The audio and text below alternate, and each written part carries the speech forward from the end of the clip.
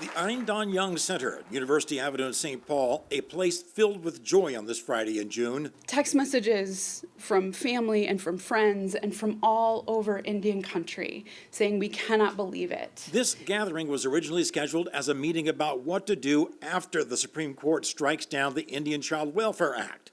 But the court, in a 7-2 decision, upheld that law, which gives Native American families ultimate say over adoption of children from tribal communities. We get to keep our babies. We get to raise our babies. And we get to love our babies. Senator Mary Kunesh, who spearheaded efforts to reinforce Minnesota's American Indian Family Preservation Act, read directly from the majority opinion. Our Constitution reserves for the tribes a place, an enduring place in the structure of the American life. It promises them sovereignty for as long as they wish to keep it. Before ICWA was passed, 25% of Native children were removed from their families.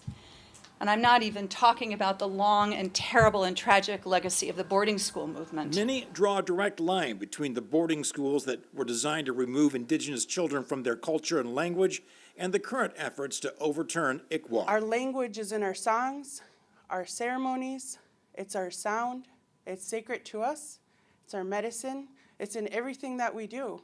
You have 3 children, and they ask you which one you're going to give up. That's our life. That's our history. The guest of honor, White Earth member Robin Bradshaw, who spent years fighting for and finally winning custody of her granddaughter. I just want to thank everybody for being here today. We won.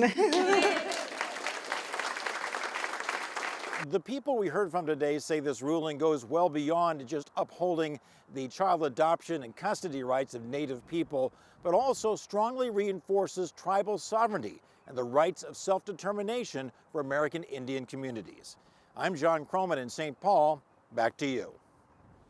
The tribal leaders who talked today called on the federal government also to spend more money on Native American language immersion programs, saying that would be a form of justice because the very same government actively worked to strip culture from Indigenous Americans for years.